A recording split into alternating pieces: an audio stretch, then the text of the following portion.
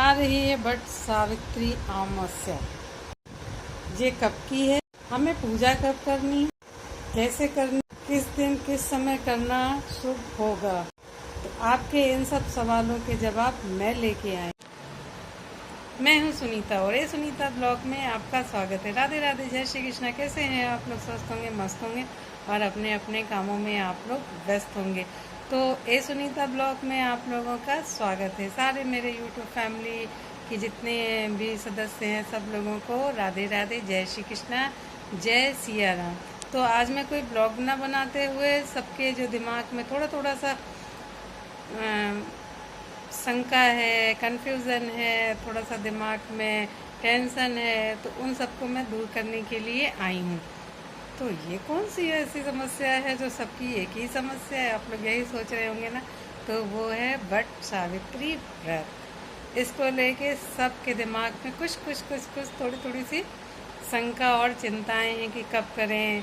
सोमवार पड़ रहा है, ऐसा तो नहीं सोमवती अमावस्या हो और सोमवार को करें कि मंगल को करें, 26 को करें कि 27 को करें, दोपहर में करें, सुबह करें, शाम करें। तो इन सब कन्फ्यूज़न को मैं दूर करने के लिए आपकी फ्रेंड सुनीता आ गई है, आपके बीच में हाजिर हो चुकी हूँ मैं।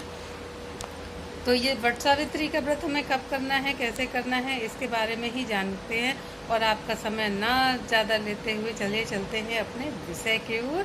वट सावित्री व्रत हमें कब करना है, कैसे करना है, तो आइए चलते हैं इसके विषय में हम लोग बात करते हैं।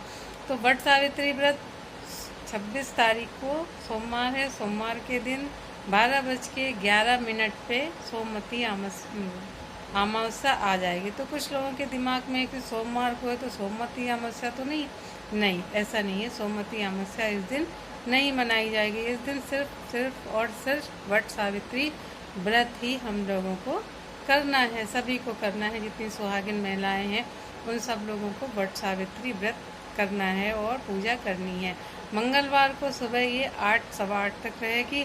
तो मंगल को इसका महत्व नहीं है क्योंकि अमावस्या तिथि ब्रह्म मुहूर्त का महत्व इसमें नहीं दिया जाता है। एकादशी, पूर्णिमा, इन सब तिथियों को हम ब्रह्म मुहूर्त का महत्व देते हैं क्योंकि ये सब पूजा हमारी जो होती है वो 12 बजे के पहले हो जाती है। और ये जो अमावस्या तिथि है इसकी पूजा हमें 12 बजे के बाद करी जाती है क्योंकि ये पितरों की तिथि है और पितरों की पूजा हमेशा 12 बजे के बाद ही करी जाए। अब दूसरा क्वेश्चन आप लोगों का होगा, आप लोगों के मन में, कि पूजा हमें कितने बजे तक कर लेनी है।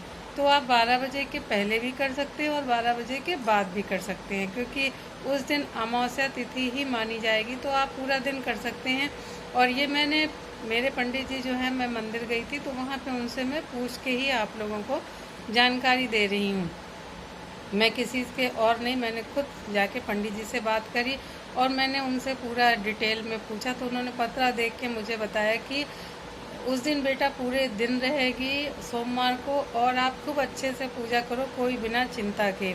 आप सुबह भी कर सकते हो सोमवार को, और अगर जिसके मन में शंका है या जो लोग ज़्यादा मुहूर्त को मानते हैं तो वो लोग 12 बजे के बाद भी कर सकते हैं। और आपकी सहन शक्ति है क्योंकि व्रत तक तो हम लोग पानी भी नहीं पीते हैं। तो जैसे ही आपका शरीर जितना आपका साथ दे, क्योंकि गर्मी बहुत है, तो आप ऐसा कर सकते हैं। जो लोग बीमार हैं या प्रेग्नेंट हैं, जो लोग लेडीज़, तो वो लोग सुबह भी पूजा कर सकती हैं और जल वगैरह ग्रहण कर सकती हैं।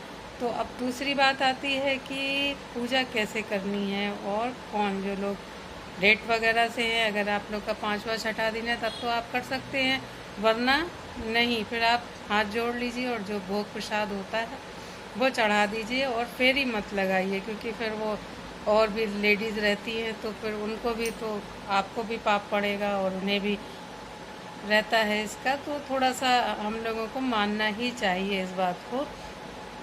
तो आप पूजा कर लीजिए, पूजा और सामान वगैरह सब चढ़ा दीजिए। और बरगद की आप दूर से ही हाथ जोड़ के, अगर आपका दूसरा तीसरा दिन है तो कोशिश करें कि सिर्फ आप दूर से ही हाथ जोड़ लें। उन जो सुहागिन महिलाएं वहाँ पे पूजा कर रही हैं उनको, उनके बीच में ना जाएं तो वो अच्छा रहेगा उनके लिए भी और आपके लिए भी। और पूजा कैसे करी जाती है, इसका विधि विधान क्या है? तो पूजा करने के लिए इसमें काले चने और जो कच्चा सूत होता है और उसके मीठे हम लोग पुआ पूड़ी और जो गोले बरगद होता है उसको हम लोग बरगद बोलते हैं, गोल गोल से जो उसके फल होते हैं बरगद के वो बनाए जाते हैं। तो वो सब 12-12 का होता है। और आम खरबूजे का तो महत्व रहता है, क्योंकि आम और खरबूजे का तो सीजन ही है। तो आम और खरबूजा, अगर आम नहीं ले सकते हैं या आपको नहीं मिले तो खरबूजा तो आप ज़रूर ही चढ़ाइए। और एक बरगद पे चढ़ता है तो इसमें 12 का होता है। 12 जो चने होते हैं, 12 बरगद बनाए जाते हैं गोल गोल। मीठी पूड़ी की मीठा जो आटा मारते हैं हम लोग तो उसके गोल गोल से बनाते हैं। जो आपने देखा होगा बरगद में फल लगे होते हैं ना गोल गोल, तो इनका ही रूप देके और उनको हम लोग बनाते हैं, तो उनको हम लोग बरगद बोलते हैं। तो 12 वो और पुआ पूड़ी खरबूजा चने इन सब का वहाँ पे रख दीजिए और बरगद के नीचे। और एक अपना गौरा मैया ले जाइए सुहाग के लिए अपने घर से।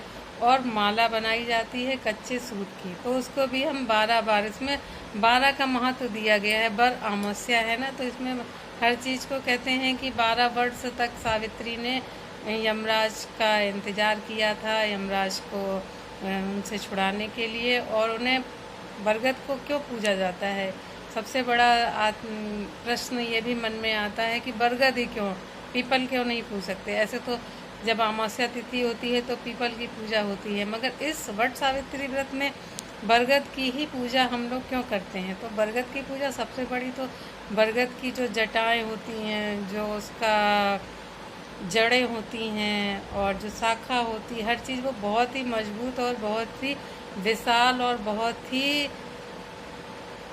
क्षेत्र तक फैलती है। उसकी जो मजबूत जड़ें होती हैं वो जड़ से ज़मीन को जकड़ती हैं।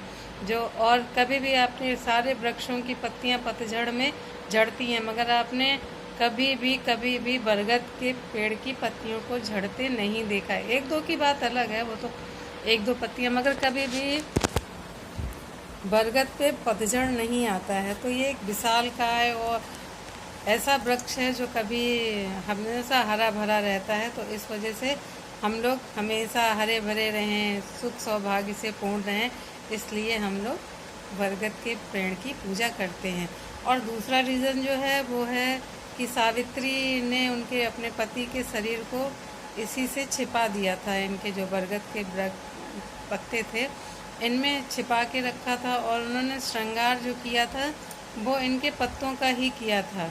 जब उनके पति जीवित हो गए थे तो उन्होंने उसका जो श्रृंगार किया था, तो वहाँ पे कुछ नहीं था, उनका राजपाट तो सब चला ही गया था। वो तो सब बाद में मिला जब वरदान उनको मिला। उससे पहले उन्होंने वे जो श्रृंगार करती थी अपने बालों में वो बरगद का पत्ता लगाती थी और गले में बरगद के पत्तों की माला पहनती थी।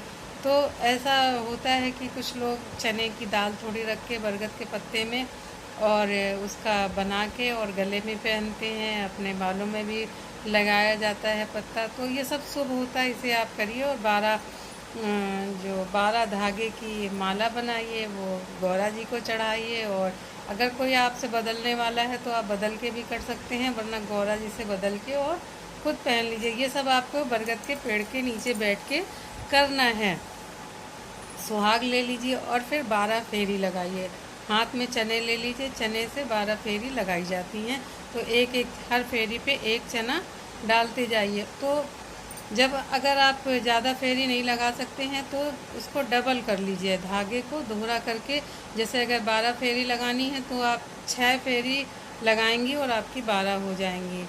तो इस तरह से आप 3 कर लीजिए, तो जितनी धागे होंगे उतनी एक बार की फेरी आपकी मान ली जाएगी। तो वैसे ही 12 का विधान है। और फेरी के बाद जो भी धागा बचे आपके उसमें, तो उसी में आप उसको पूरी पिंडली को उसी में लगा लीजिए। तोड़ के घर मत ले आइए, कच्चे सूत से लगाइए या फिर कलावा से भी लगा सकते हैं।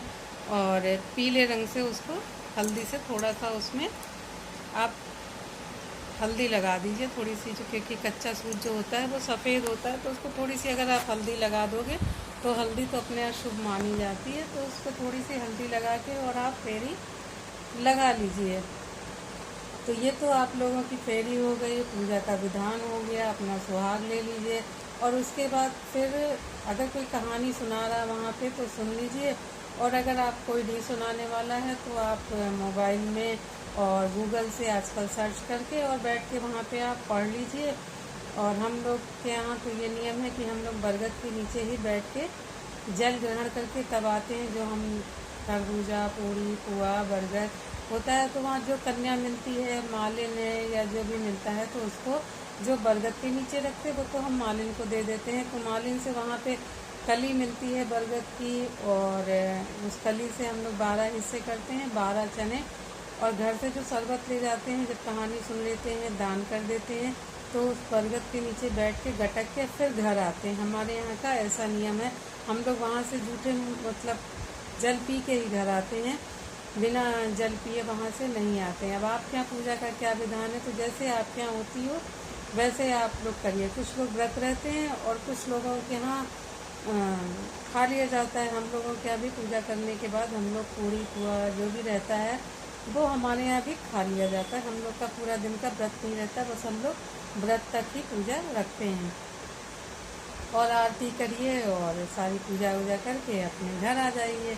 और अपने पति देव के पाँव छूना मत भूलिए, पैर तो ज़रूर छूना चाहिए। कोई भी व्रत हो, तीज त्यौहार हो, अगर आप रोज़ नहीं छूते हैं तो व्रत और तीज त्यौहारों में पति के अपने पैर ज़रूर छू लीजिए। और इसकी कहानी अगर आपको जाननी है और भी आपके मन में कोई प्रश्न है तो आप कमेंट बॉक्स में मुझे क्वेश्चन कर सकते हैं, प्रश्न पूछ सकते हैं। मैं आप लोगों को पूरी जितनी भी मुझे जो भी जानकारी है मैं आप लोगों को पूरी दूंगी। मैंने अपने पंडित जी से पूरी जानकारी प्राप्त करके ही आप लोगों को ये ब्लॉग दे रही हूँ। तो मुझे उम्मीद है कि आप लोगों को ज़्यादा से ज़्यादा पूजा के बारे में जानकारी मिल गई होगी, और पूजा कब करनी है ये भी समझ में आ गया होगा। तो आई होप आप लोग संतुष्ट हो गए होंगे और इस तरह से आप लोग पूजा करेंगे। फिर भी अगर आप लोगों के मन में कोई संदेह है, कोई शंका है, कुछ भी प्रश्न है, तो आप लोग मुझसे पूछ सकते हैं। तो राधे राधे, जय श्री कृष्णा। मिलते हैं फिर अब न्यू ब्लॉग में कुछ नया लेके मैं आऊँगी। तो नए ब्लॉग का आप इंतज़ार करिए और इसी तरह मेरे ब्लॉग को आप लोग पूरा प्यार दीजिए। जा कहाँ रहे हैं, प्लीज़ सब्सक्राइब करना ना भूला करें। तो आप लोग के सब्सक्राइब से, आप लोग के लाइक से मेरा थोड़ा सा हौसला बढ़ जाता है, और मैं तो आपके बीच आती ही रहूँगी। मैंने आपको अपनी फैमिली मान लिया है तो मान लिया है। आप मुझे अगर मेंबर मानते हैं तो मुझे लाइक और सब्सक्राइब ज़रूर करेंगे। तो जय श्री कृष्णा, राधे राधे। मिलते हैं फिर न्यू ब्लॉग में। और आपके मन में कोई प्रश्न है तो आप लोग ज़रूर कमेंट बॉक्स में पूछें।